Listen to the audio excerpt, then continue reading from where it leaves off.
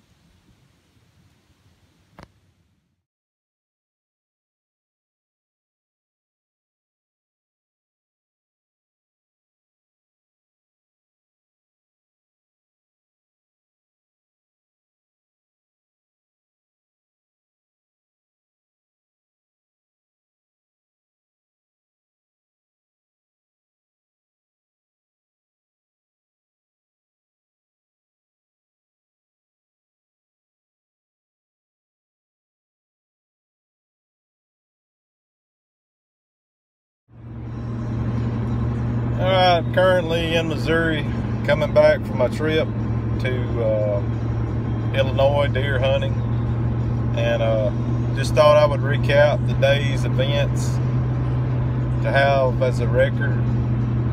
And anyway, day one, got to Illinois, got settled in. The guy running the farm carried us around, showed us some places to go that afternoon. And anyway, is the Minden Farm, I think is what they call it. They got all kind of cute names for them. But got settled in a tree stand, got all my gear like I like it, my backpack hung up.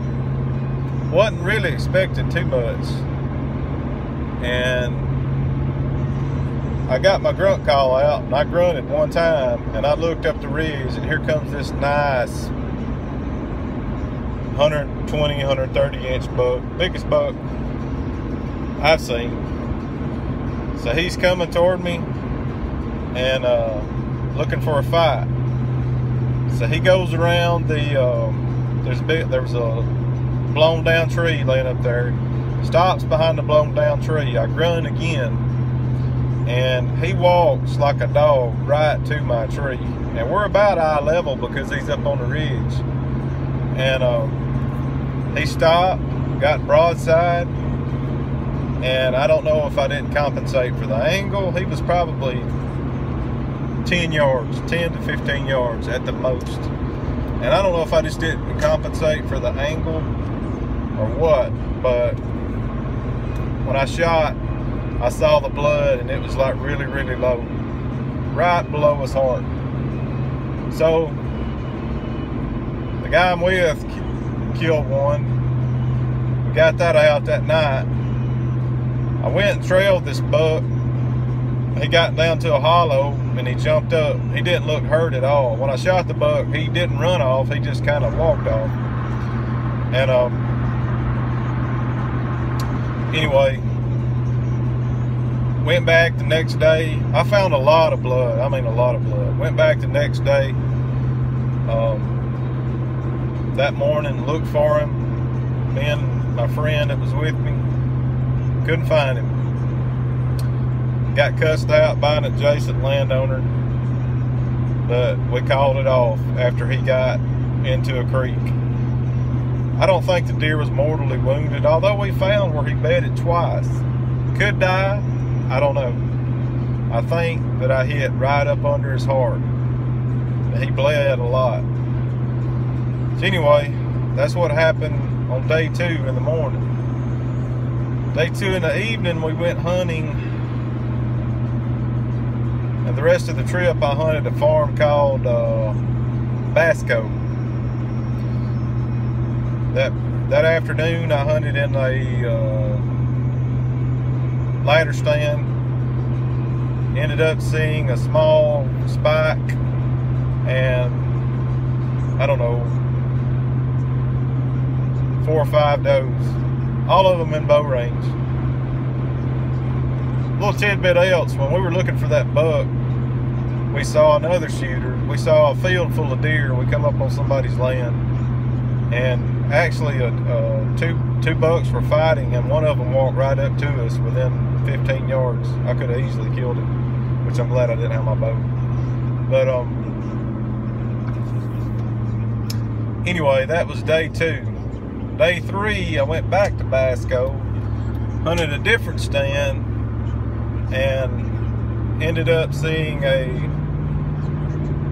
small 8-point and a spike.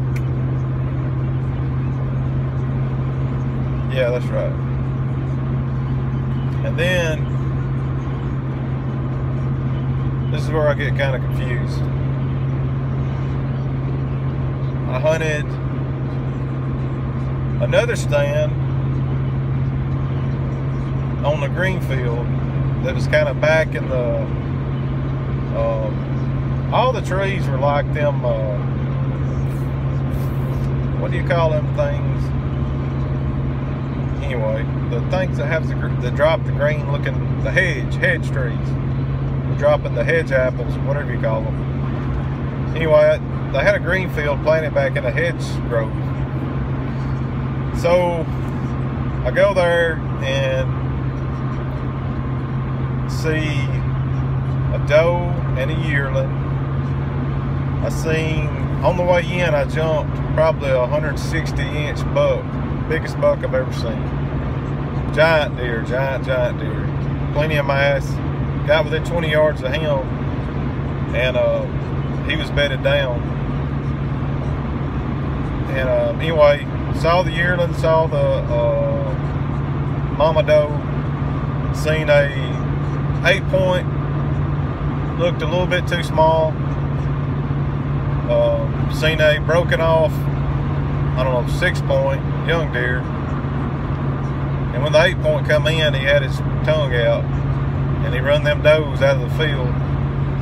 And so that's all I saw day 3. Today is day 4, and this morning I went back to the same green field. I figured that was my best chance. I'd already made up my mind that I was going to leave tomorrow because I needed to get back because my wife's mama's having surgery. Anyway, I went back to the same place. There was no action other than the same doe and the same yearling come in, and stood in the green field for just a minute, and she blew twice. They were upwind from me, so I don't know what she was smelling. I bought some of that Tink 69 stuff for like $12 at Walmart. That stuff is junk. I put it upwind of me like a dodo bird right by my tree, and smelling that ammonia all morning made me sick. And anyway, I was getting kind of frustrated because I thought this morning would be the morning. I was hoping that big buck would come back. Well, it didn't happen. But I don't even know what time it was. I'm thinking it was between 9 and 10 o'clock. I look up and see a doe running into the field. And I said, well, she's got a buck behind her. And sure enough, here comes a buck. Run right in. They actually run within probably 10 steps of my stand. And I hollered at him and said, hey! And stopped him and shot. He made a big circle and died 50 yards from my stand. Which shows if you use the rage properly, then you don't have to worry about it. Anyway, I immediately began questioning whether I should have took the shot, because the deer wasn't the biggest deer from Illinois standards, but it was big enough for me. But it's another one of those situations of bow hunting. You got like 10 seconds. You got to make a decision. I decided to shoot. Got up to the deer. First reaction was, he's bigger than I thought. Second reaction was, I hope the other guys don't get mad.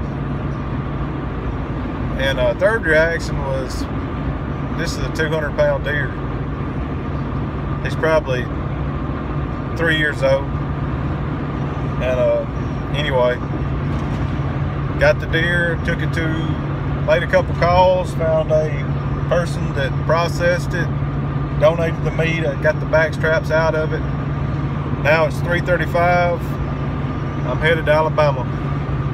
Had a good trip, lots of good memories, met some good people. And I don't even know what road I'm on. But by myself, headed to Alabama.